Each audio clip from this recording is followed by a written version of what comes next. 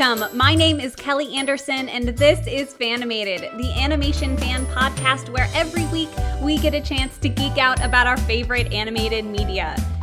This week, Jamie Krause and I are discussing the 2010 Dreamworks animation film, Megamind. This comedy packs a superhero punch, and we can't wait to get started. So as always, spoilers ahead.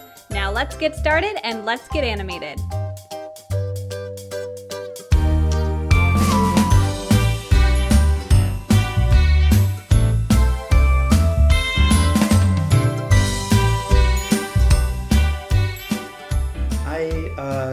Rented the DVD. I should have just bought a copy, but I rented it from the library. Yeah. And I think you can buy it for like $5, like at Target or something. Yeah, it's not exactly a hot seller right now in 2018, but like I shouldn't have done that because it had a couple scratches and it skipped a few bits, and no matter how much I like carefully went back, there were parts that I couldn't watch. I know. Just a few minutes, and I was just like, this is dumb. And it was just this morning, so I didn't have time to like buy a copy.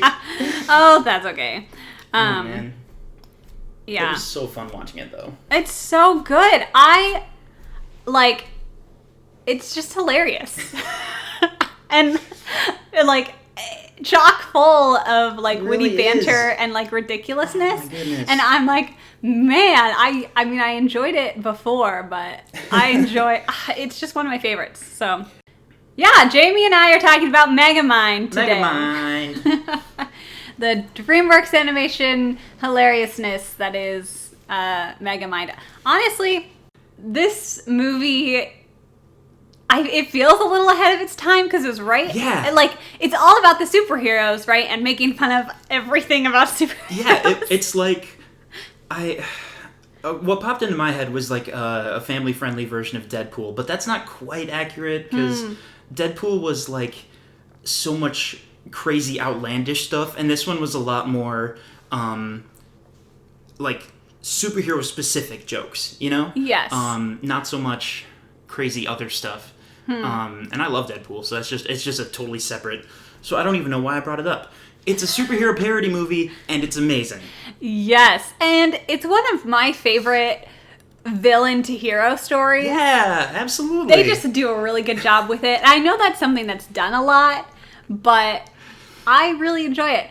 So, really quick recap of the storyline. Yes. We'll see how quick I can make it. I usually spend forever talking about the plot. So, Megamind and Metro Man are, the villain and the superhero. Right. And they are both from different planets. And their planets are being, like, sucked into a black hole. So both of their parents, like, send them off in these little, like, space capsules. They make it funny. It's, like, such a tragic thing. And they're just like, nah, we're just going to make it funny. Yeah. Okay, I guess.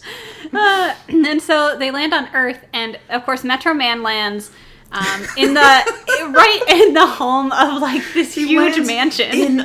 Oh, yeah, I'm sorry. You said Metro Man. I misheard. Oh, yeah, no. Yes, he lands in, like, this luxurious mansion where everything is perfect. And then Megamind lands in a literal prison. And they adopt him. They're like, can we keep it? Yeah, they just have this baby. And they're like, yeah, you're here now, I guess. And he tries to help them escape when he creates this tricycle, yeah. and so then he's just like in jail forever. And of course they both go to the same school still somehow. Oh boy, that's fine.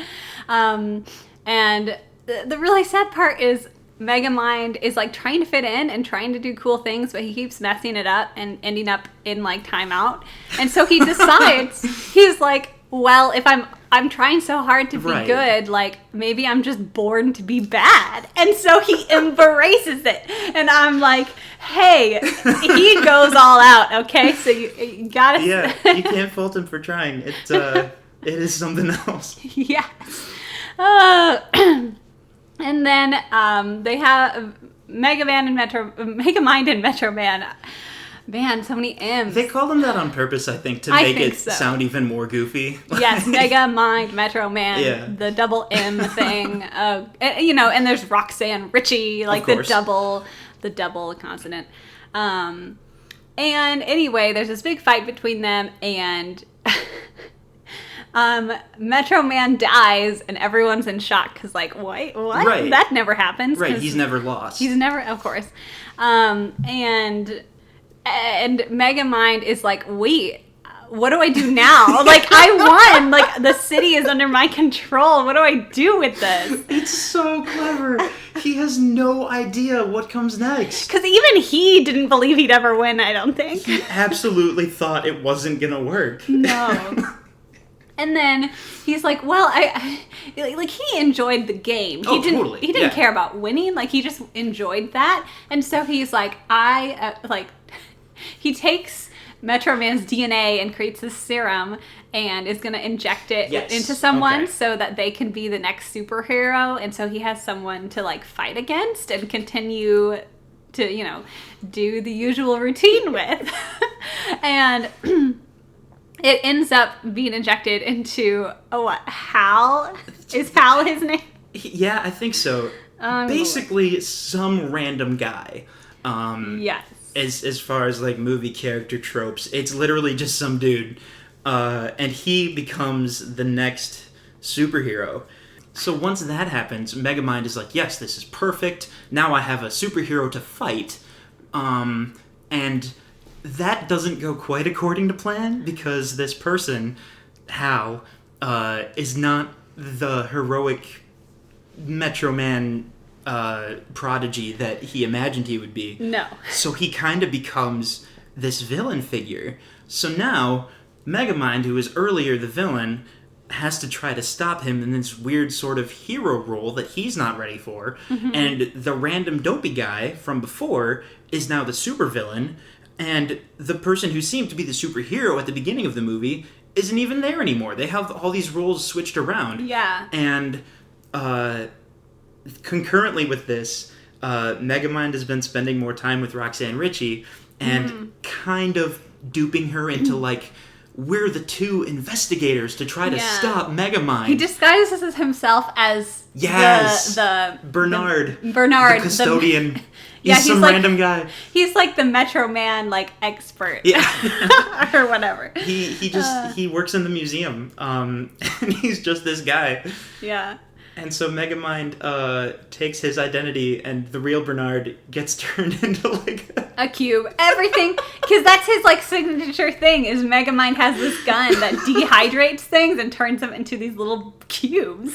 And one of my favorite... They're fine. Like, if you pour water on them, they come right back. They're totally fine. Yeah. But it's so goofy because he can do it to anyone or anything. Yes. And he, like, at one point he's, like, cleaning up the streets of Metro City, and he's just turning everything into those little cubes. But then later on in the movie, it rains, and so all the trash, like, comes back. Like, cats are springing out of nowhere. It's such a good idea. That's so funny. So, anyway, Megamind ends up having to be the hero, and choosing to be the hero, right. I should say.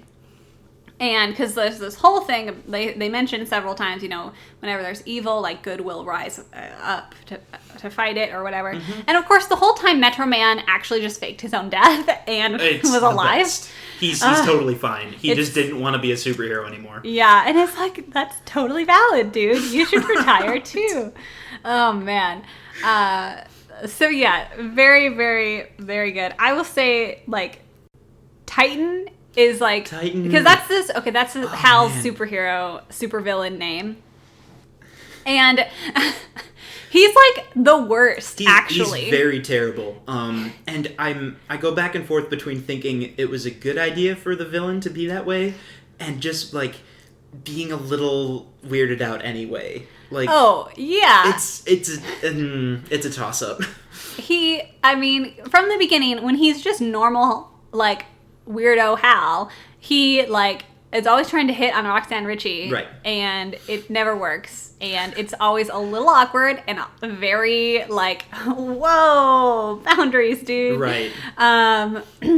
So, and, like, you know, Roxanne is always saying no, and then he's like, he pushes it more, and it's just like, that's not great, right? And of course, that's the whole reason, like, he turns evil in the first place. Because his motivation for becoming a superhero is like, oh, I will save the girl and I'll get the girl or whatever. It's like that whole thing. Mm-hmm. And so when he is a superhero and he shows up to Roxanne and she's like not having that, he turns evil. He's like basically like, well, fine. Like he even turns on her, like because he clearly didn't care about her as a person from the beginning in the first place. So he like legitimately is kind of terrifying, and then just turns on everyone, and it's crazy. Like Megamind is there to like have this big show. Mega Man is there for the show and like the best. And like the banter and everything, and then Titan is there and he's like legitimately like, I'm going to kill you, and it's crazy.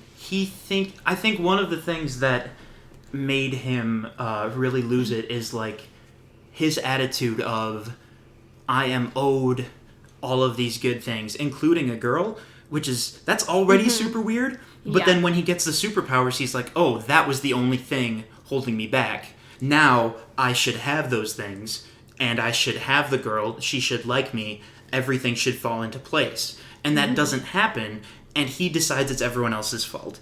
And like, I think it's like that entitlement. Like, I think it's a good thing to show that as such a bad idea and show that as like something that can really turn toxic, but it's still kind of uncomfortable to watch because he's like looming over her and he's like, no, you're supposed to be with me. This is how it works. And it's just like, this is really uncomfortable. Yeah. And kind of surprisingly mature in a way.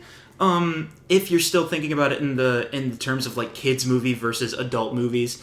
Oh yeah, because this movie is ridiculous and has the most crazy jokes and things, and then it has these huge themes like that. Yeah, and it's like, absolutely. This is a pretty mature like thoughts and ideas, and honestly, I don't know. I mean, I'm sure kids, it's very clear kids are enjoying part of it, and adults are enjoying other parts of it. Oh, definitely.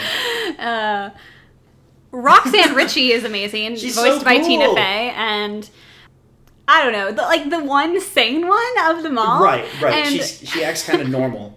And Megamind, is always like kidnapping her and stuff, and she just doesn't take his crap. Like, at the very beginning, she's kidnapped, and he has all these crazy things, and she's just like, yep, seen it before, done that, like, totally, like, can I go home now? Like, oh, it's so wonderful. I wouldn't remember this, except I just watched it this morning. They bring her to the evil lair, and they pull the sack off her head, and she is mad and, like, sputtering and yelling, but it's not because she's afraid, it's because she's like, God, just, would it kill you to wash the bag once in a while? This has happened so many times, she's not even fazed anymore. No, my favorite joke in the entire thing, and it's full of jokes, okay, is when she's tied up at the beginning, and she's like, could someone stamp my frequently kidnapped card? And that's funny in and of itself. But then Megamind goes up and is like, you of all people should know that we discontinued that promotion. It's a double joke. And the movie is full of those. Like, it's funny, and then there's another layer, or maybe even a third layer of like ridiculousness, and I'm like, this is what I signed up for. Because the first one, you get the joke of her sass, but then you also get the joke that Megamind was literally doing that because he's just that bizarre. Like, yeah. Oh my god.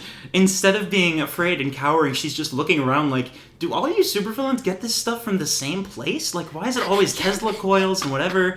And Minion is just chatting it up. He's just like, oh no, it's actually an outlet store in Romania. And she's like, oh, that's interesting. And Megamind's like, don't tell her that. she's using her nosy reporter skills to get our secrets. Yeah.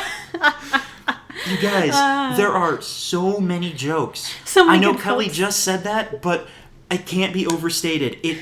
Most scenes, almost every single line is either a joke or the setup to a different joke. Oh yeah. And it's amazing. You wouldn't be able to keep track.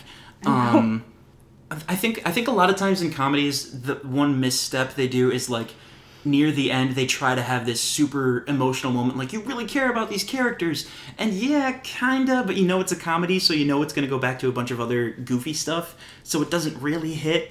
And I think the two ways you get around that are either you have to make it really, really powerful if you want that scene to land, or you keep having jokes happening at the same time. Yes. And that's what Megamind does, because even during the big, quote, emotional moments, there's still jokes going on. Sometimes in the background, sometimes, like, it's just part of the conversation.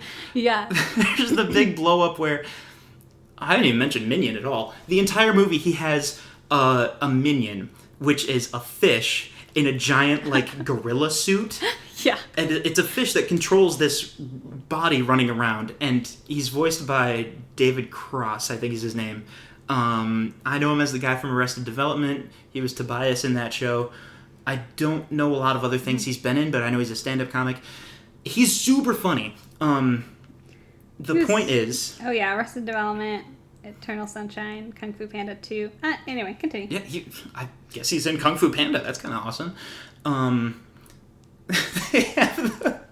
They have the thing that so many movies have of, like, the friends having an argument and splitting up, and it's so dramatic. Mm-hmm. But, like, it is kind of sad because they've been together this entire movie and their whole lives. Yeah. And they've been there helping each other, and it's genuinely kind of moving.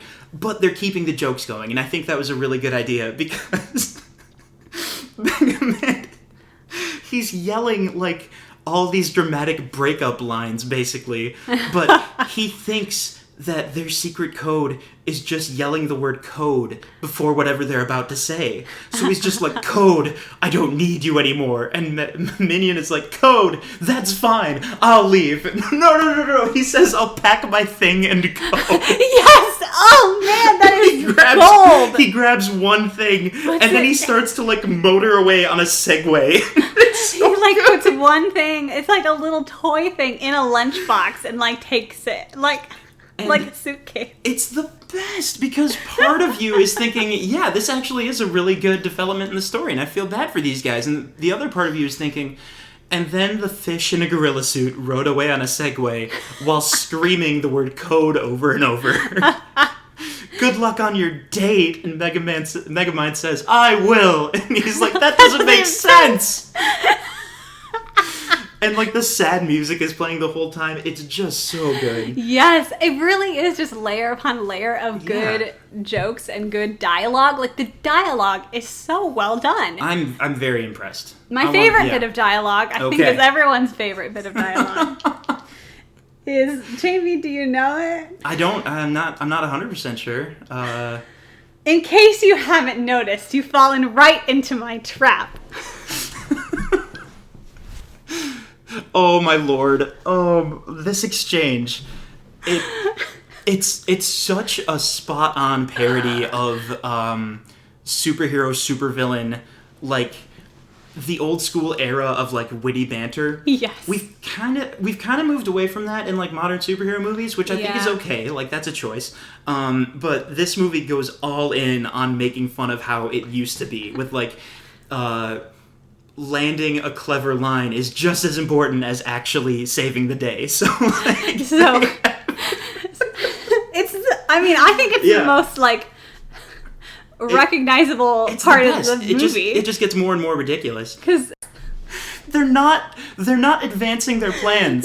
They're just yelling at each other, and it's the best. It's so good. It just goes deeper and deeper, and they're always, like, quick at it. And the cuts for those scenes, like, it just, like, zooms in more and more. It's very like, dramatic. Cutting between the two faster and faster, and then Roxanne Ricci's just like, girls, you're both pretty. Can I go home now? She's so done. She's just done with everybody's nonsense.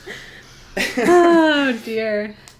And the thing with Revenge, I think that's a good jumping point into, for some reason, they decided that throughout this entire movie, Megamind is gonna have certain words that he just doesn't know how to pronounce. Like, constantly. And it doesn't even really make sense because he's lived on Earth his whole life, but it's so funny anyway. And he's supposed to be so intelligent. Yeah. But he's convinced that school is pronounced shul, and he says it like 3 or 4 times. And Metro City is Metrocity. Metrocity. That was my favorite is melancholy. Because they don't even address it. He just goes on with his dialogue. He's like, I'm feeling so melancholy. And it just keeps going, like...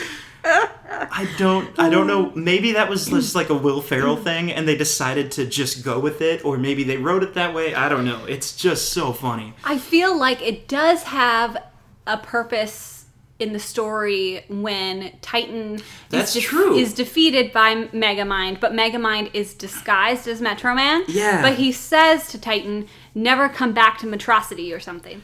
And so Titan returns because he knows that isn't actually Metro Man. He figured it out because of that one stupid joke. Yeah.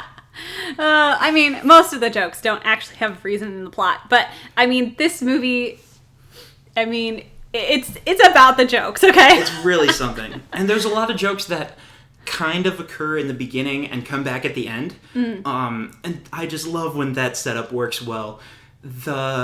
I guess it's about halfway through the movie when they, or maybe earlier than that, when they're training the new superhero, and they say, Megamind tells him, your name is Titan.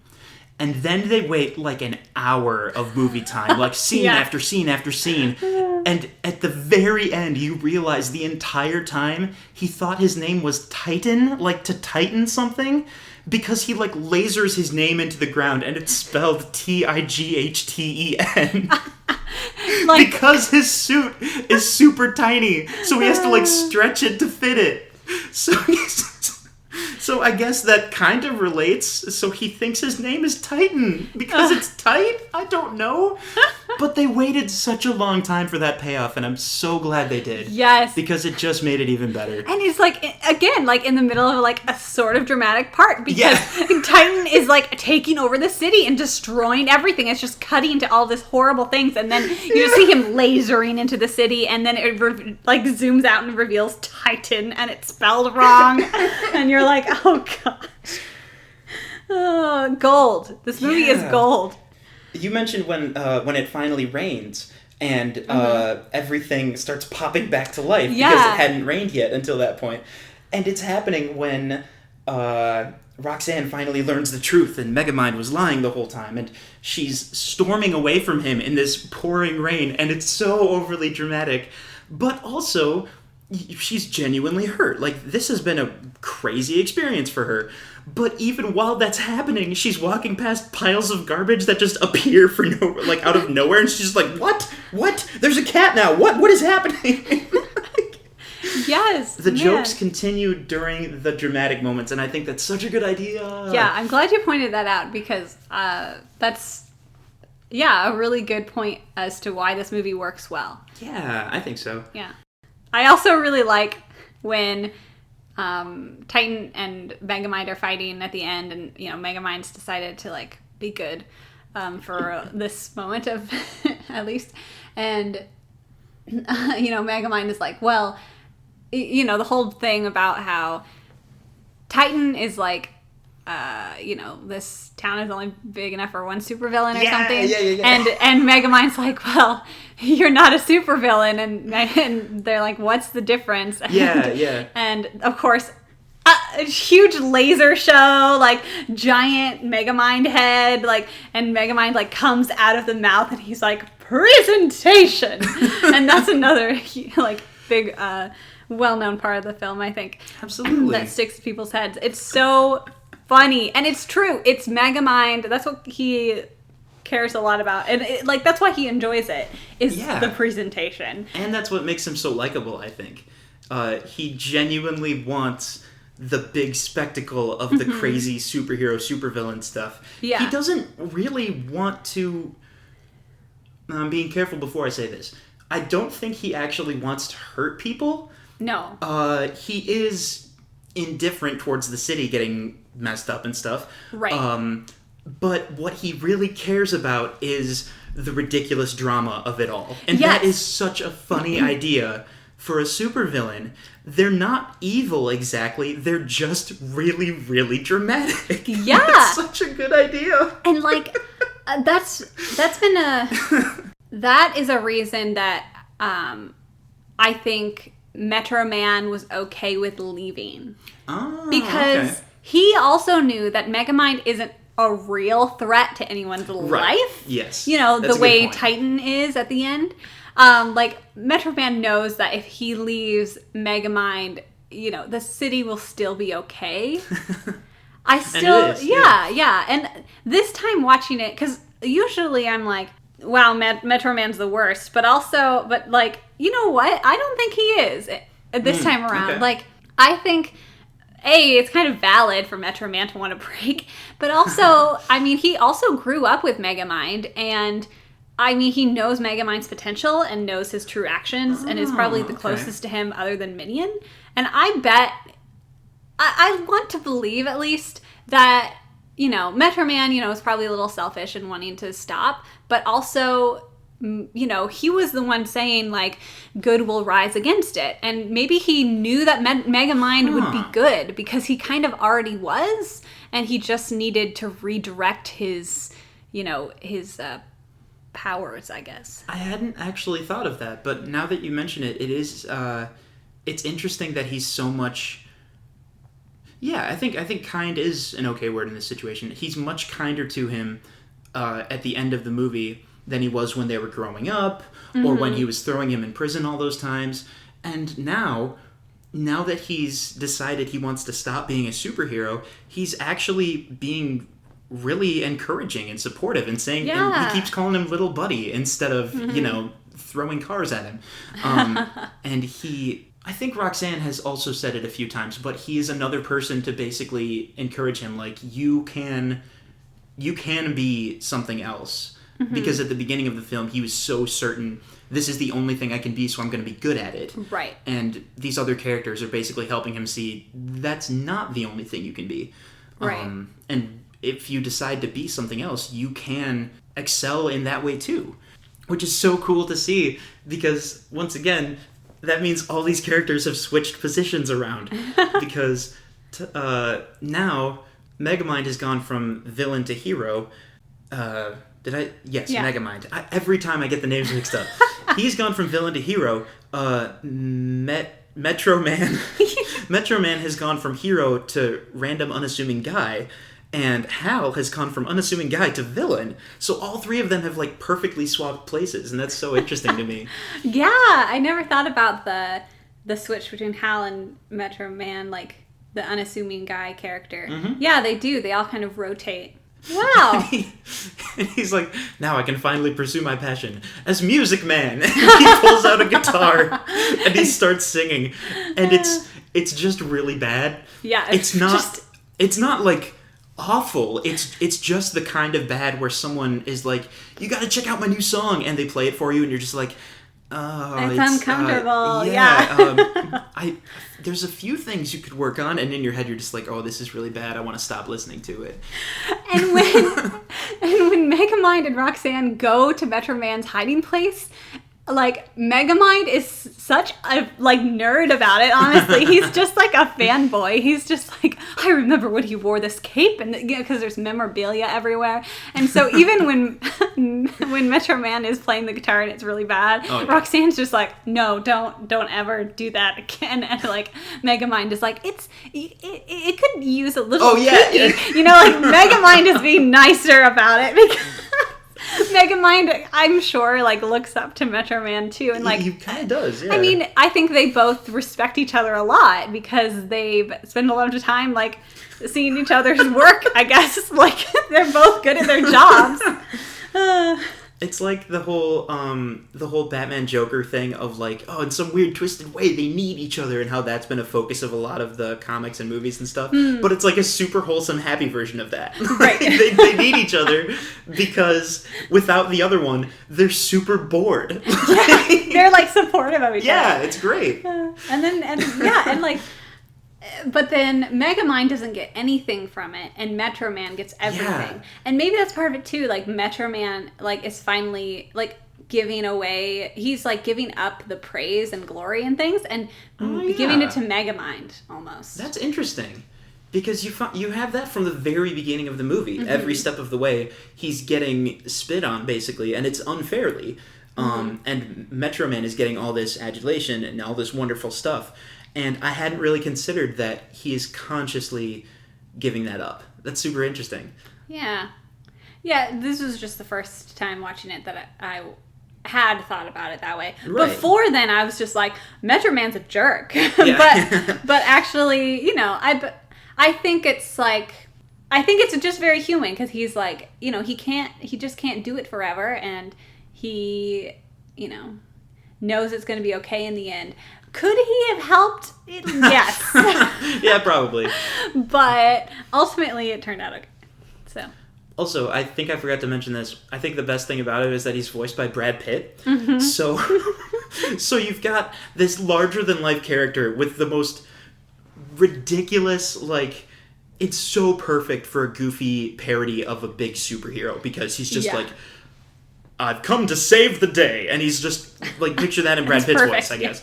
And that makes it even better when at the end of the movie he's just this random dude, and he's just like, yeah, that wasn't really the life for me anymore. And Roxanne's getting mad at him, and she's throwing stuff at him, and it just breaks. She throws really heavy stuff because she's so mad, and it just hits him and breaks, and he's fine. Yeah. It's so goofy because that him coming back at the end makes you realize that he was never in any danger in the slightest. He's ridiculously powerful. Yeah. Because he reveals that not only did he fake his death, but in the moments right before that, he is so incredibly fast that he just wandered the city for a while. And just kind of hung out. Read self-help books. Yeah, he was reading in the library, and he was just grabbing food because he got hungry, and he was just walking around, and everyone else was frozen in time. That's how fast he can go. And then he's like, hey, I have an idea. So he puts this crazy plan into action in the milliseconds before the explosion. And you suddenly realize, oh, that's the reason he's won every time, is because he is times upon times more powerful than you ever realized he was. Yeah. And it's so goofy. Oh my goodness. Especially because he decided to give that up to play the guitar in a mediocre way. But hey, it's about what you're passionate about, not about what you're good at. Oh, okay. That's a good point. I mean, that's just a life thought that I've been thinking recently, but also applicable to this film. Now I feel a little bit sheepish. It was mediocre, but chase your dreams anyway.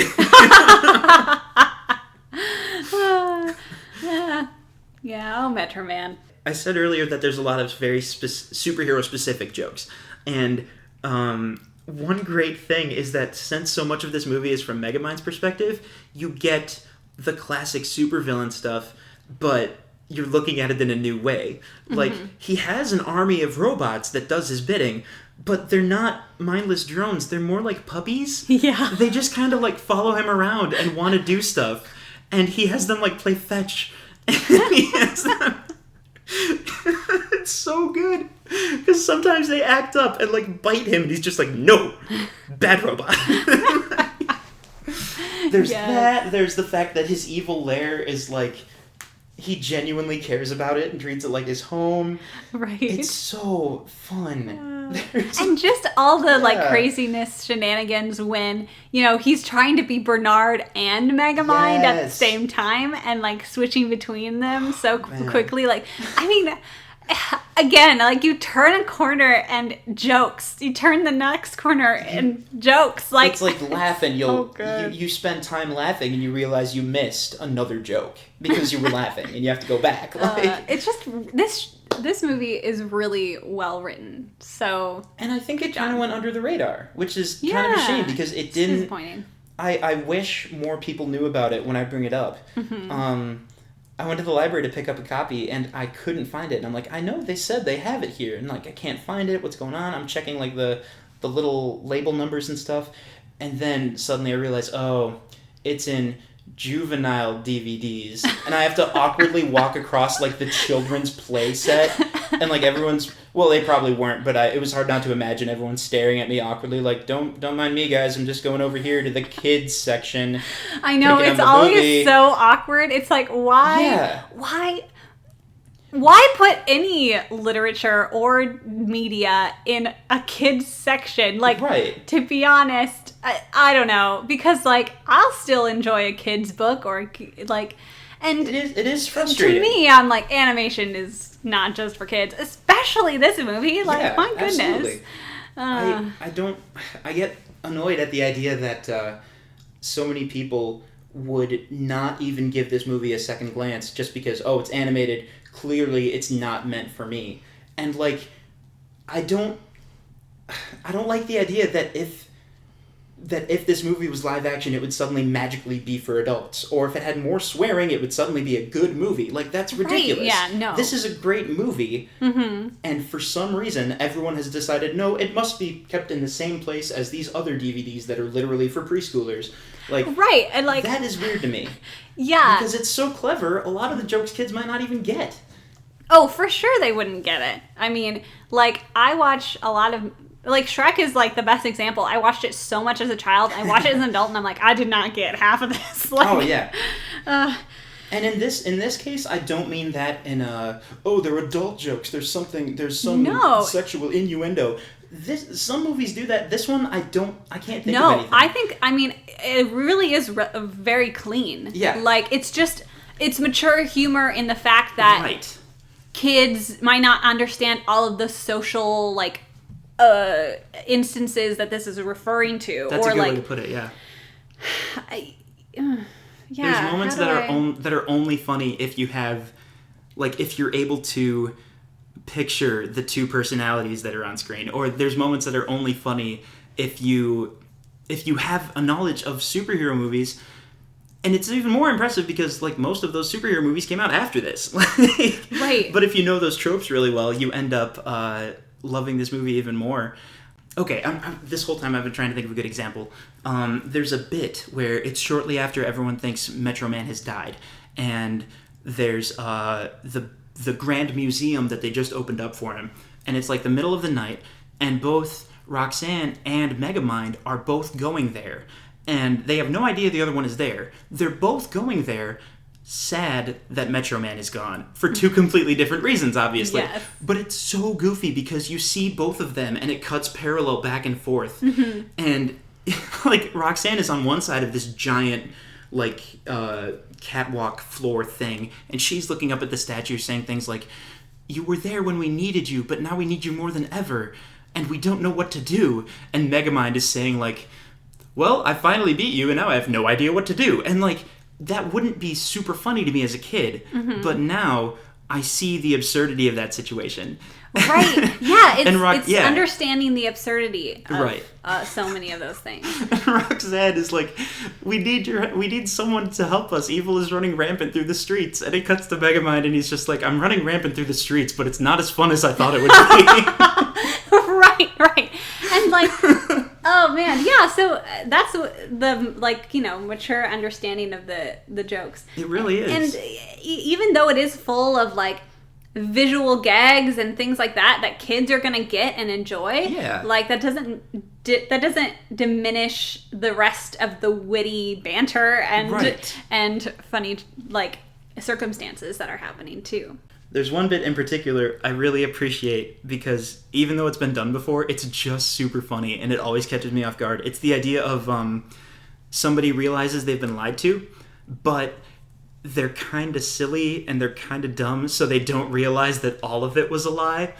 Megamind is so tired of trying to convince Hal you should be heroic and you should be good and you need to fight Megamind because he's coming to him in this disguise. He has a disguise. I don't know what he's supposed to look like. It's probably a reference to something. It's probably a reference to something because he talks in a very specific, weird way. Oh, yeah. But when Megamind comes to create the new superhero of Titan, he disguises himself as like a space explorer guy or some weird he's got, like, alien. This giant poofy hair. Yeah, and then Minion like puts on a wig and is like, And so, he, like Space Dad and Space Stepmom or whatever. And so later on, like, Megamind is finally waiting to, like, fight Titan, and he doesn't show up to the battle. So Megamind goes to Titan's place and realizes Titan has been doing illegal things like stealing stuff. Yeah. And Megamind is so frustrated with him that he's not being a superhero that he turns into Space Dad. He drops the disguise. Because up until this point, he's only been interacting with him and training him and stuff as Space Dad. And at this point, he's so frustrated that he twists the little invention thingy he has, and he looks normal again. He looks like Megamind. And of course, Hal's like, what the heck? What's going on? And just to make him more mad so they can finally fight, Megamind also shows him how he's also been impersonating Bernard, which makes this guy super jealous because Bernard was getting super close with Roxanne. And Hal's only motivation is the girl. This is turning into kind of a complicated drama here, but bear with me.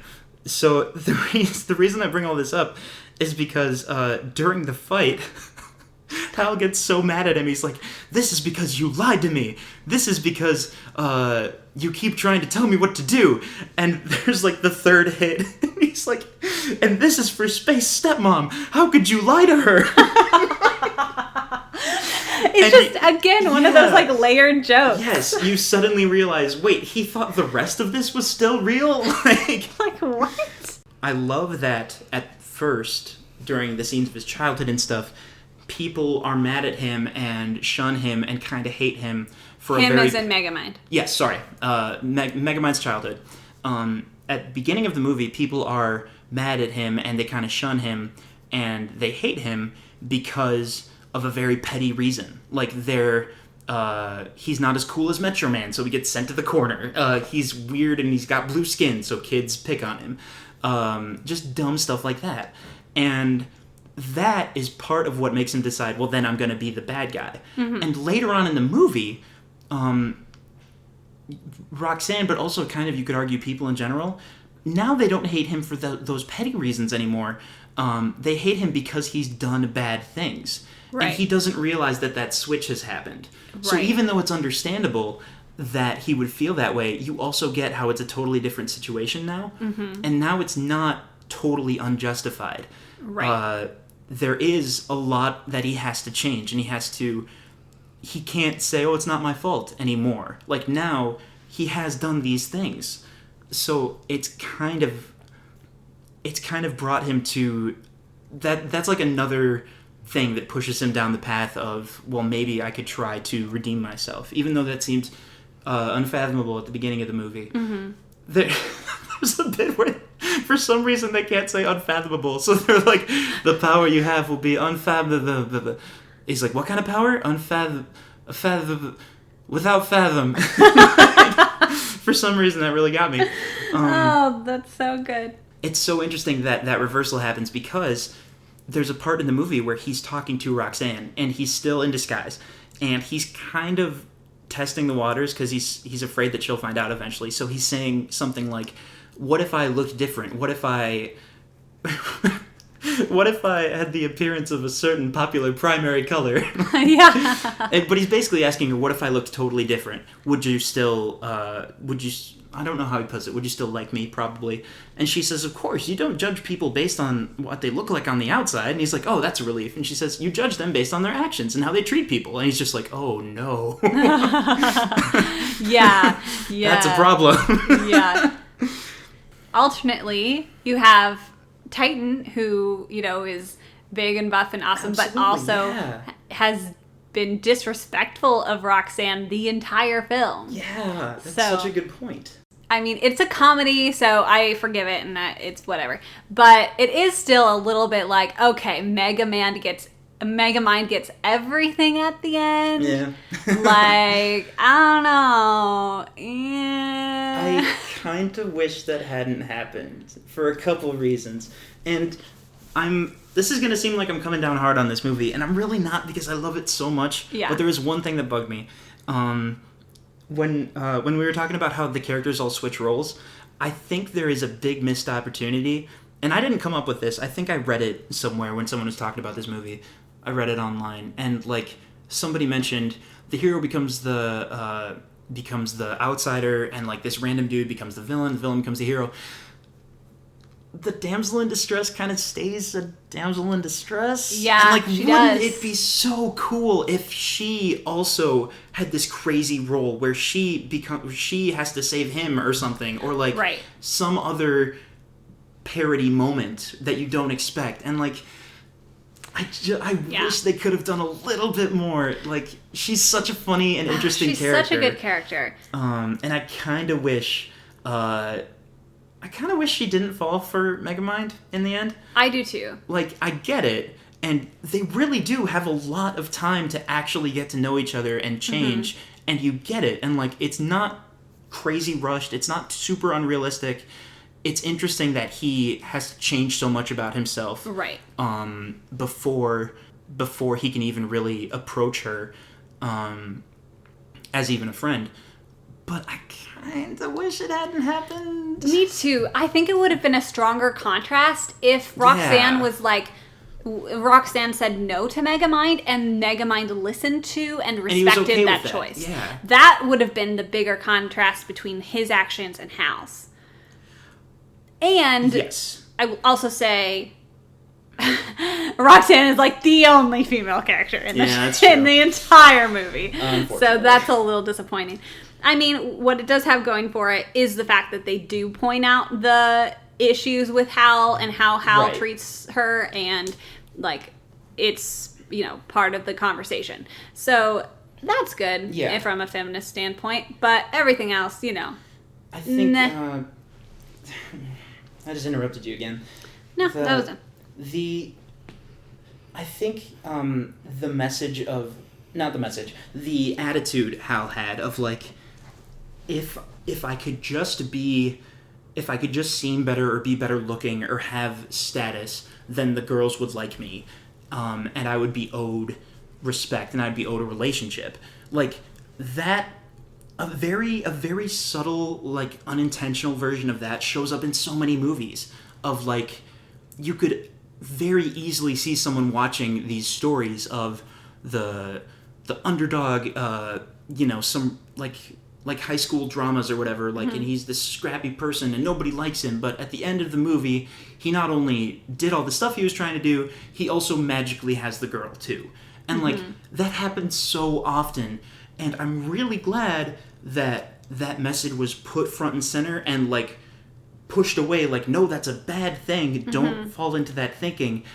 I just think it would be even stronger if Megamind didn't end up in a couple with her at the end. Yes, agreed.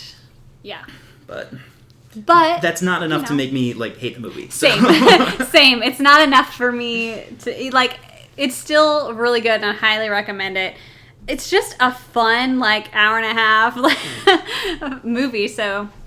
I do have a little bit of a theory, I guess. When I was watching it this time, I was thinking about everything that fell under that, like, missed opportunity idea.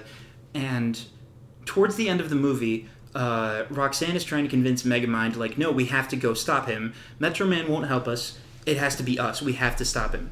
And he basically says no. He's just given up. He's like, it's not going to happen. I'm the bad guy. And he stalks away. So Roxanne, by herself, goes to confront Hal. And she says she's trying to talk him down. And she's like, no, I know you. I know the goofy guy who liked talking to me and liked being a cameraman. I almost wonder if she went there alone on purpose. Like, she was doing the damsel thing because she had a hope that Megamind would jump back into action because of that, I don't think it's a very strong theory, but it would make it a little more interesting if she recognized, like, hey, I'm a human person, I don't have superpowers, but there is something I can do to sort of trick this situation around and get Megamind back in the game.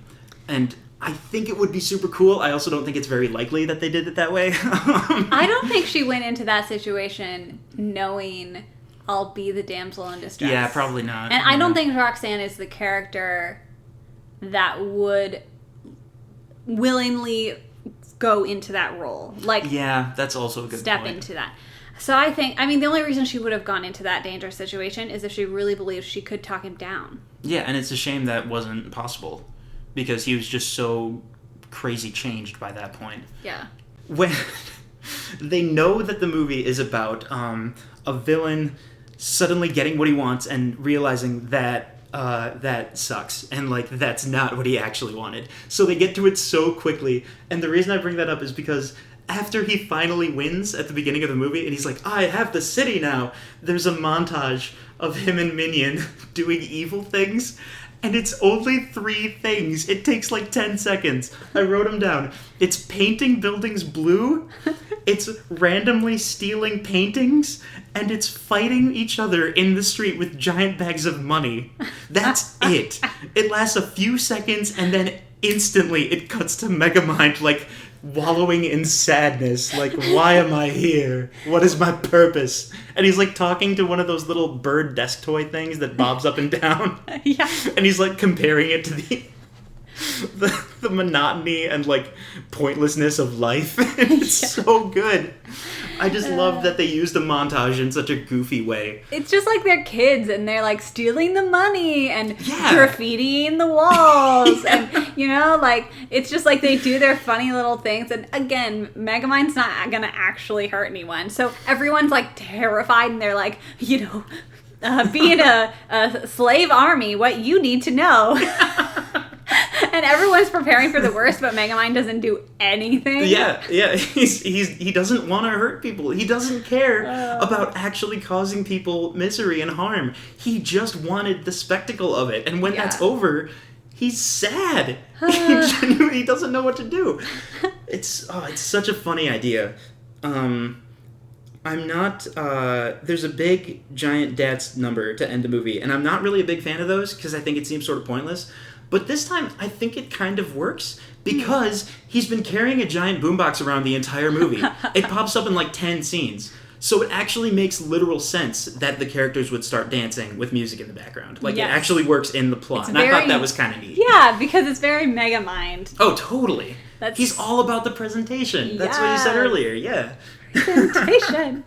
And Will Ferrell is perfect for that. I think we've mentioned the other voice actors. Yeah. I think the only one I forgot to say is Titan Hal is Jonah Hill.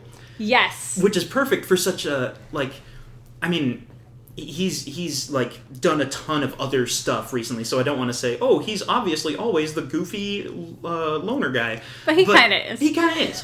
And he certainly was at this point, however many years ago this was. It's a really awesome soundtrack. It's got, like, Crazy Train, it's got Bad to the Bone, it's got a bunch of, like, classic rock songs, which they must have had to pay a ton of money for, but it's super goofy in the context of a supervillain who thinks they're all that, and like blaring these songs behind him. Highway to Hell, I want to say AC/DC? Oh, I could be totally wrong. But they play it in the movie twice, and both times they have to stop before they say the word hell. Because it's so goofy. Because the first time it's when he has finally succeeded and he took over the city, and he tells Minion, like, cut the music, I have a speech. So he has to stop it right before the word hell. But he accidentally switches it over to, like, this really cutesy, slow love song, and they're just staring at each other, like, trying to figure out the buttons, and it's not working, and everyone's getting less and less scared, and they're just kind of watching this happen on, like, the steps of the Capitol building. And the second time, it is when he's so psyched up because he's finally going to fight Titan and everything's going to be the way it used to be. And the song cuts out as you skip forward to, like, the end of that day, and he still hasn't shown up. And the music just cuts out, and he's just like, well, this is stupid. Yeah. The other really cool thing is Bad to the Bone. I think they only play the literal song once, but the really famous, like, dun dun dun dun dun dun dun dun, they take that sting of just, like, those 4 notes, da da da da da, and they put it into the score music. They put it into, like, the moments of music that aren't a licensed song. And like, it's such a short bit that they're totally fine to do that, as far as I know. So they put that into background music that's like all these crazy brass instruments and stuff while he's getting ready for battle. And it's that Sting from Bad to the Bone. Like, it's so goofy when I notice that. That's so cool. There's so much effort and creativity and weird little things put into this movie, and I don't know. I just really appreciate it. I know, it's so good. And I wish more people knew about it. So everyone go watch it now. Yes. It's so good. Walk into that children's section of the library. Do it. Get that DVD. Do it. And I know this isn't like that important in the grand scheme of talking about quality, but it's a crazy brand new original idea. They didn't adapt a book or a comic, they just wrote it. And it's such a shame that it didn't do as well as like... Because people complain about reboots and sequels all the time, but the only way to fight that and to get people to make more good original movies is to go see original movies. And so often people are just like, nah, I don't want to see it. I've never heard of it. I don't really care. But like, if you don't take a chance on a weird original movie once in a while, it is going to be nothing but Transformers 8. Like, yeah. I'm pretty sure we're already on like 6, and there's more Transformers movies, just as an example. There's like multiple ones in the works right now, and that's our fault. Okay, I'll stop ranting about that. It's an issue I get passionate about sometimes. Jamie, what have you been watching recently? Okay, I am trying to make my way through... I say that because it's a lot of episodes. I'm watching My Hero Academia. Yes! Yeah! We're going to have to talk about that. We do. I put myself in a weird spot because for a while back when it was just one season, I watched that and I was seeing people reference the manga online. So I was like, you know what? I'm just going to read ahead. I just decided I'm going to do it. And it was really fun and interesting, but I kind of wish I hadn't done that because then I couldn't, have the same experience as my friends who liked the show. So I sort of awkwardly, my buddy Lowell would be like, hey, have you watched this show? And I'm like, no, but I know everything that's going to happen. I kind of wish I hadn't done that. So now I am actually going back and watching it, and even though I technically know the beats of what's going to happen, it was a while ago, so all of the specifics I've kind of forgotten. Mm-hmm. So it's still really fun to watch it. I think I'm about a third of the way through season 2. I'm at the big school tournament. And good. A couple of the side characters who I didn't care about at all before last week have actually made me cry. There was an episode that I just finished a little bit ago where there's this really spooky looking guy who seems very... He seems like he looks like a bad guy. You see him and he's going to cause trouble. And they play into that, and they basically make you feel bad for thinking that way. Because all his life he's been trying to, be a good person, and he wants to be a hero. But he has the most villain-seeming power, which is that he can brainwash people. And, if you could do that, how on earth would you convince people that you're actually trying to be good? And you suddenly realize that you've been looking at this all wrong, and you actually feel bad for this guy. And, he loses. And that's what's so heartbreaking, is that you could very easily see him deciding, well, I guess it wasn't worth it. I should just stop trying. I guess all that's left is to be a bad guy. Sort of like Megamind, weirdly enough. What? I didn't even think of that. But instead... he has this conversation with the main character, and it's so good. It got me actually literally crying. They're discussing how they're sort of similar, but they also have these big differences, and Izuku has a noble-seeming thing about him, and in a way, he has a big advantage. He has a big privilege. But in another way, they can relate to each other, because they were both looked down on. They were both kind of mocked when they were kids. And they have this conversation that ends with Izuku saying, why do you want to be a hero? And the response that this guy gives, I believe his name's Shinso, the response he gives is, you can't help what your heart longs for. And that killed me. Wow. I was so sad. And this was after he lost, but he was still holding on to that. And the whole show is full of stuff like that, is what I'm getting at. This is not a My Hero Academia episode of the podcast, so I will stop. But the whole show is full of things like that. And it's great, and it's very popular right now, so you've probably heard of it. But if you haven't, go give it a shot. I think you'll have fun. You will have fun. I was talking with Bryn about that just the other day. I just recently finished the series. Okay. And where it's at so far, season 3. Yeah. And love it. Like, you immediately latch on to Deku. And absolutely. I just want the best for him. Yeah. And then of course, you learn more about all the other characters, and now Bakugo is also one of my favorite characters. And oh my goodness. wow. From the beginning, I had 1% of an inkling that he was going to be more interesting than just a bully, because there were just little scenes where it would show his reaction to something where that wouldn't make sense if he was just a bully.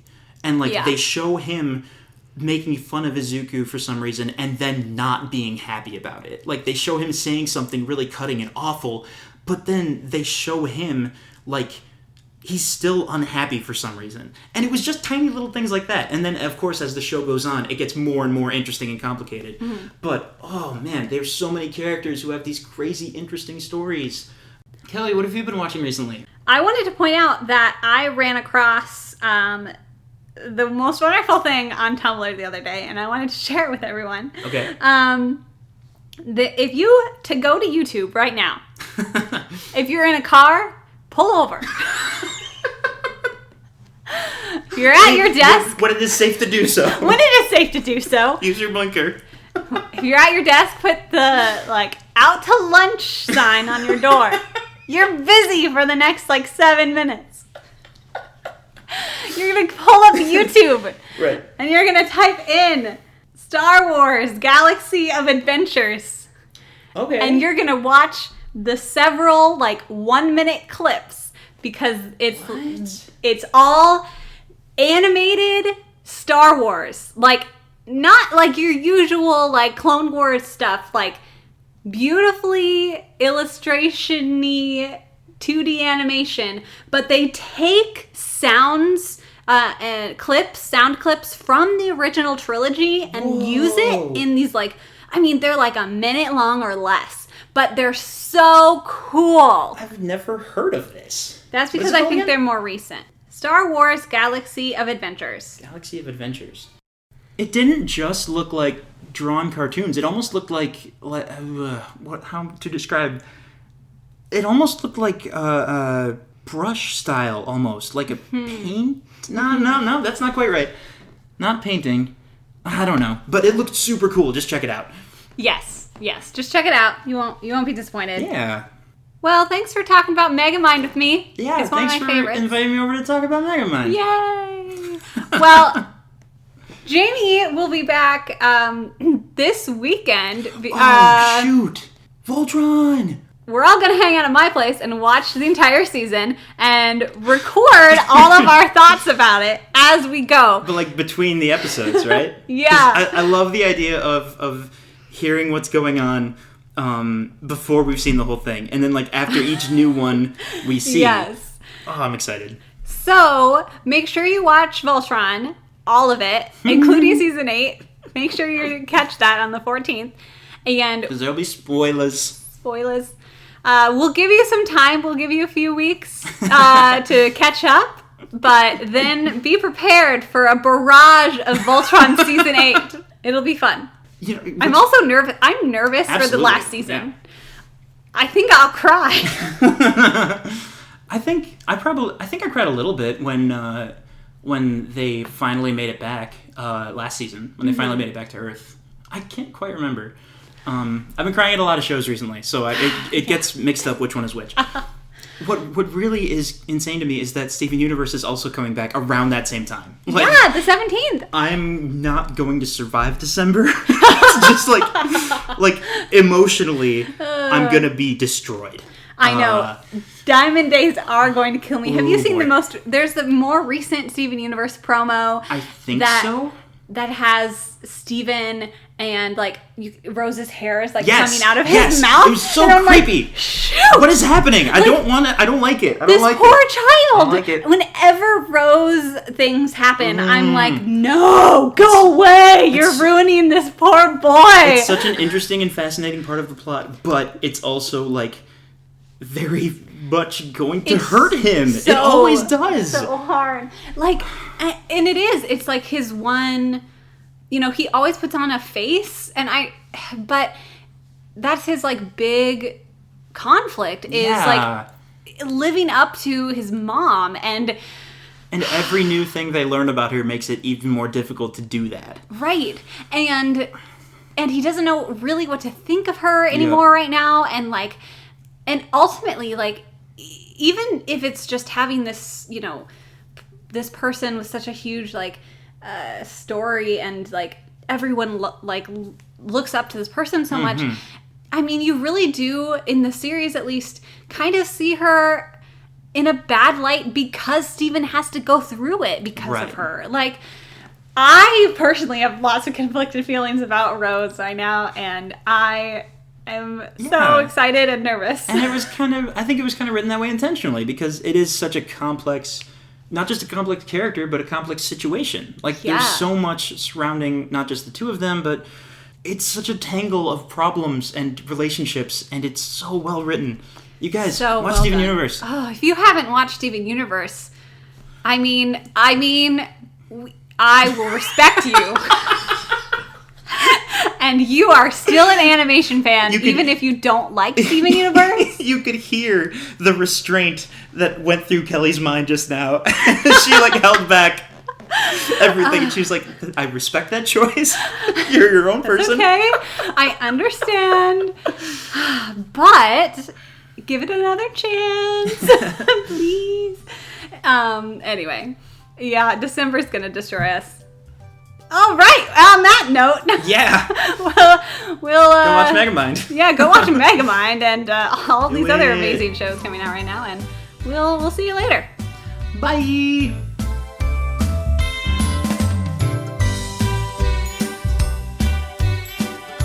Thanks so much for listening. If you enjoyed the show, consider leaving us a rating and review. Let us know your thoughts on Megamind or any of your other favorite animated media on Facebook, Instagram, and Tumblr at Fanimated Podcast. You can also email us at fanimatedpodcast@gmail.com. The art for this podcast is done by me, Kelly Anderson. You can find me on Instagram at CandorDraw. The music is provided by the folks at Purple Planet, and thanks again to Jamie for joining me to talk about Megamind. We are heading to Japan next week for our first Studio Ghibli film on the podcast. So stay tuned and stay animated.